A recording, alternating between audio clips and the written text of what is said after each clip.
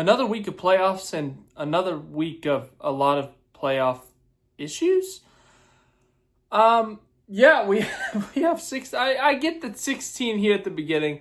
16 drivers is almost half the field. There's bound to be problems. There's bound to be a couple who have problems because, 16 really is a big number. But for the second straight week, like the majority of the playoff field had issues. Like, if we just go through this list here.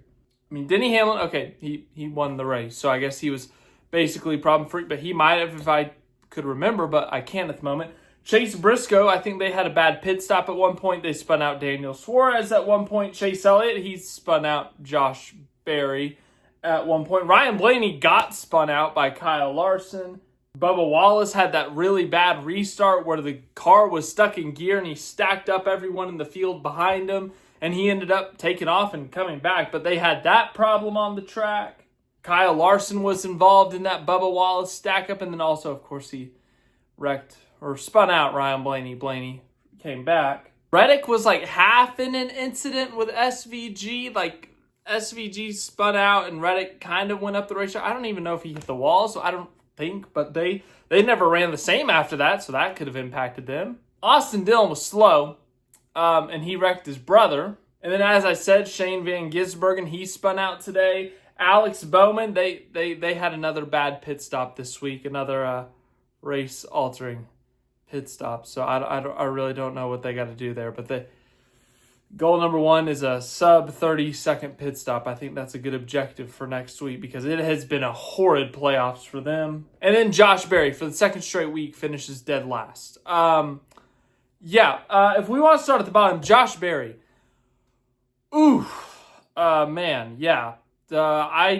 Coming into the playoffs, there was not a lot of expectation on Josh Berry. They won that race really early in the year at Vegas, and, they haven't scored a top 5 since. So the expectations were not the highest. They had a rough season since Vegas, really. Don't get me wrong, they've shown speed at times. They had a top 10 at Kansas. They were leading laps at Texas.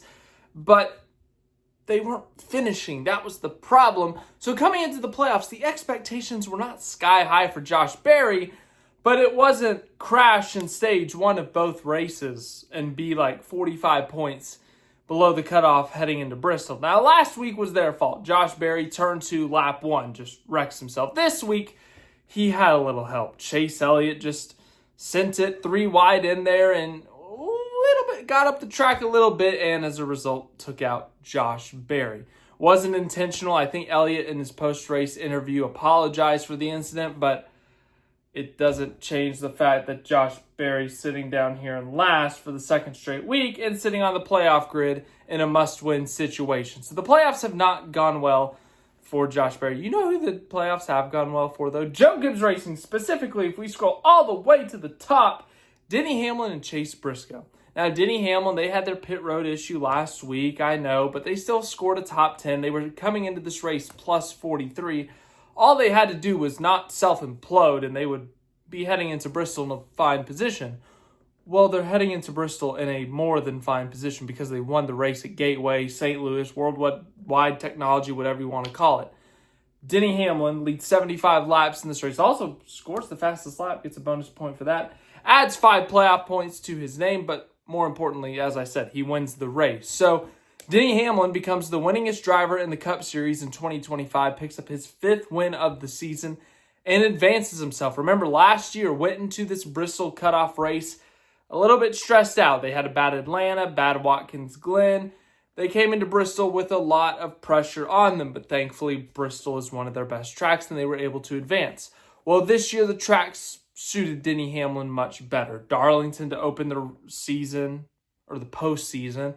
Gateway in the middle where he's finished well before, and then closing out Bristol. So even if they had a bad race at Darlington, a bad race at Gateway, they have a shot at winning Bristol. Well, top 10 at Darlington, win at Gateway, no issues for them. They're advancing to the round of 12. They add some playoff points to their name. And Denny Hamlin picks up win number 59. 1 away from 60. 1 away from Kevin Harvick's career total. Pretty incredible. Denny Hamlin keeps on adding to his Hall of Fame resume. Of course, everyone's going to talk about the lack of a championship. I'm not even going to say it. But yes, he's continuing his playoff run this year in a quest for a championship. So Denny Hamlin with a great day. As I said, when we come up here to the top, it's not just a great playoff start for Denny Hamlin. It's a great start for Joe Gibbs Racing. Chase Briscoe dominates the Southern 500 last weekend, leads 309 of 367, wins the Southern 500 for the second straight year, finishes second here today at Gateway. Ultimately, this sounds so bad, but this week and next week did not matter for Chase Briscoe. They were straight up searching playoff points, and they won a stage today. So, success. Like, regular season points or just regular points don't matter at this point.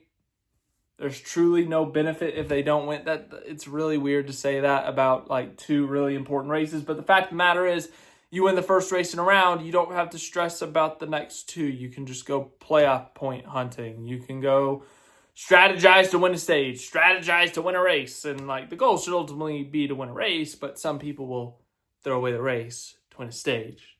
Anyways, I don't need to explain this anymore. But if we go through our finishing results here, we've already kind of talked about the top two, but Denny Hamlin picks up his 5th win of the season, 59th career win. I don't know what else to say. I'm very curious what the number is. How many tracks has Denny Hamlin won at? Because this is a new one for him. We've had 4 different races at Gateway in the Cup Series. This is now winner number 4. The inaugural winner was Joey Logano. 2nd year, Kyle Busch. 3rd year, Austin Cindric. Well, 4th year, Denny Hamlin. So, once again, just adding to his resume, chasing a championship. We already kind of talked about this. Chase Briscoe finishes second, continues his hot streak, trying to advance further in the playoffs by adding those playoff points. Well, he's added, oh boy, I have to do math here, 8, I think, in the last week alone with Darlington and Gateway. They ran really good at Bristol in the spring, so we'll see what they can do next week. Chase Elliott with a 3rd place finish. The talk into this week, it was Penske, and then it was, Hendrick. Like, yeah. Gateway and Penske is a match made in heaven. They dominate this race. They've won 2 of the 3 races here, and Hendrick's been awful here. They don't lead laps. They don't run up front. They scoot by with top 10s, which for the Hendrick standard is awful. Today, the story was not quite flipped, but for Hendrick, it was flipped. Chase Elliott finishes 3rd in this race. He led 4 laps, which I think that was through the pit cycle. Correct me if I'm wrong. But Kyle Larson drives up to the lead over race winner Denny Hamlin, leads 52 laps in this race. Now, Elliott ended up being the only one with a good finish, like a top 10, but they had the speed. Last week, they had kind of a stinker at Darlington. Larson was the lone bright spot, and the end of the race went horribly for him. Everyone else stunk, to put it nicely. Whereas this week, Larson had speed. Byron was kind of hanging in the top 10 for a good chunk of the day, but they were still a little bit off. And Elliott was in the top 5 for the majority of the back half of the race, it felt like. So Hendrick seems to have found something at Gateway, which is good for them in the future, I would say. But Chase Elliott with the 3rd place finish. After a bad Darlington last week, they finished 3rd, and I don't even remember where they are on the grid. We'll look at it later. Ryan Blaney in 4th place, looking for some redemption. Ran out of fuel coming into the white flag last year. Seemed to have speed again, but as I said, Penske, they did not dominate this race. In fact, I think they only led 7 laps today. 5 from Blaney, 2 from Logano. Let's see what Cindric. Cindric didn't lead any laps. So a race that Penske has historically owned, albeit it's a short history, really not significant in terms of the battle for the win. That was another big kind of shock. Now, they weren't horrible. They still had 2 cars in the top 5, but they were not quite what we expected. As I said, heading into the week, we were all talking Penske.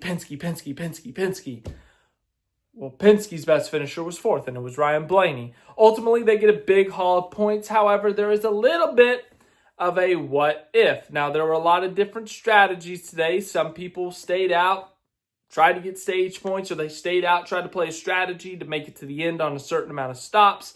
Some people opted to pit, go back in traffic, try to drive their way through. So we saw a lot of different strategies. So really, till the last third of the race, we didn't get to see straight up who's the fastest. When the field's all spread out, who can do what. But Ryan Blaney seemed to still have a top 5 car. No matter where you put him, he could drive up and make his way through the field. But there was one time, him and Kyle Larson were battling for position.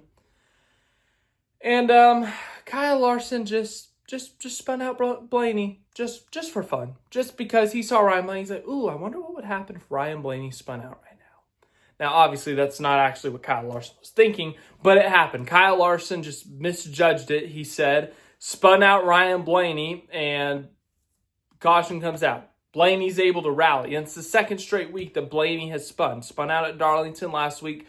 Couldn't rally then, but he was able to rally today to a top 5 finish. They had a post-race conversation. It was a pretty, friendly conversation. No punches, no shoves, no aggressive talking to. Just a normal, like, hey, man, what happened? Oh, not much. Just, I messed up, misjudged it, spun you out, my bad. Blaney in his post-race interview said something to the effect of, I'll remember that.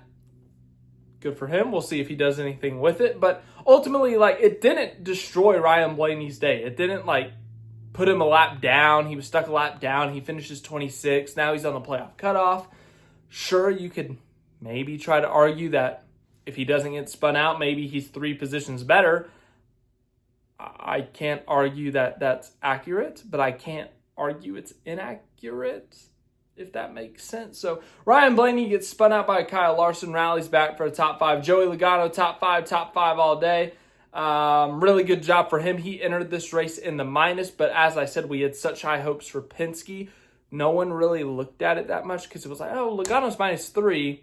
Well, he's so darn good here at Gateway that, he'll make that up in stage 1. He probably did, if we're being honest. But he has 4 top 5s at Gateway in 4 starts, and now he's well into the playoffs. John Hunter Nemechek, back-to-back great weeks for him.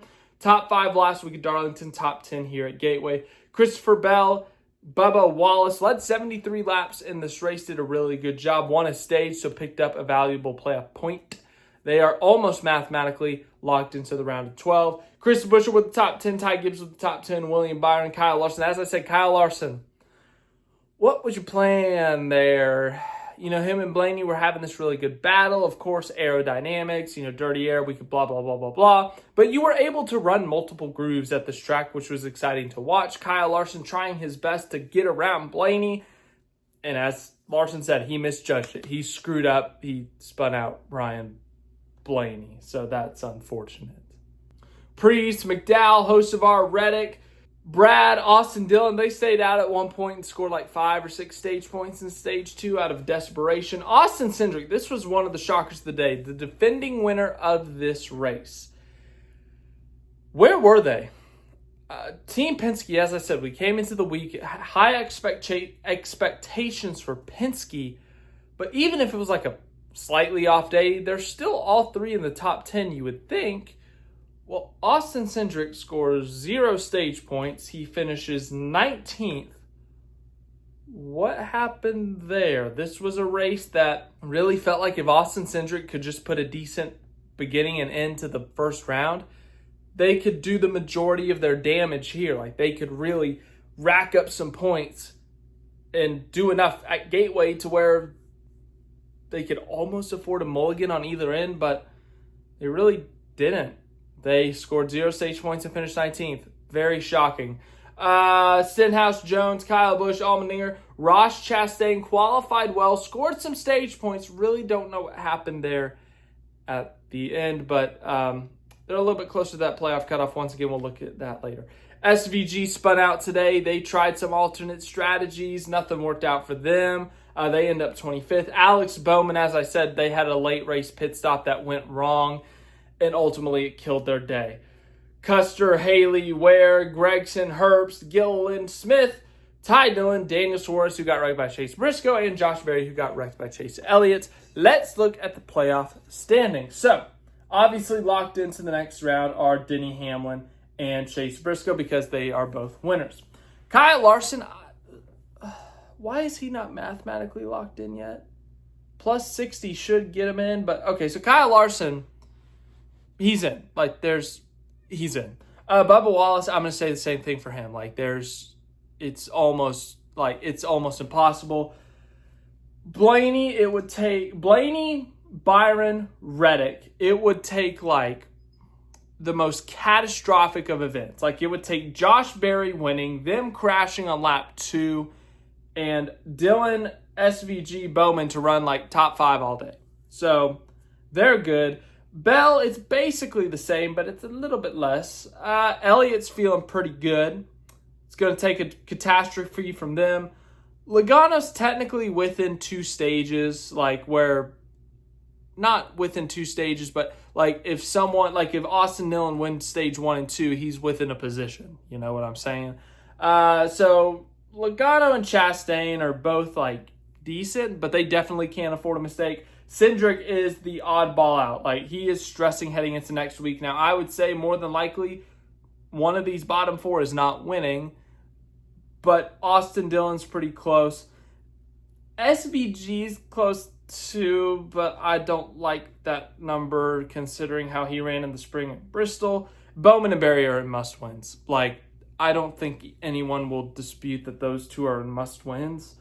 Berry might mathematically be in a must-win. Bowman, as I said, man, one of those guys has to win if they want to advance. If they don't win, by 2025. SVG, as I said, if it was -5, you could hope you improve massively on Bristol compared to the spring and then just make up 5 positions, but they were terrible at Bristol in the spring, and they have to make up 15 points. At worst, that is 15 positions. Yeah, that might, yeah, they're cooked too. So, heading into Bristol, usually this cutoff race is exciting for different reasons, but right now, it's really not looking too spicy unless Hendrick or Chastain or Logano just massively tank in this race. So, yeah. So that's it from Gateway, I think. If I missed anything, we'll talk about it tomorrow night on the Monday after. Should be fun. Should be exciting. But Gateway, its first ever race in the playoffs. I thought it was a decent race. I thought we saw some good action. The mixed strategies kind of put some really good cars deep in the field, and they were able to drive up and make their way through the field. Sure, at times, like we saw the classic dirty air, blah, blah, blah. But for the most part, I thought it was a good race. I'm sure people are complaining about it. I'm sure. But as I said, I thought it was a pretty decent race. We saw Larson. He was one of the best cars drive up through the field. Hamlin, drive up through the field. Blaney, drive up through the field. Like, we saw all these guys who are really good get shuffled back or have a strategy, put them mid-pack, and they were able to make their way through. So, thanks for watching this video. I hope you enjoyed it. Bristol next week should be exciting. Yeah. Then the Xfinity playoffs start next week, and the trucks have, I think it's the trucks middle race next week, so should be fun.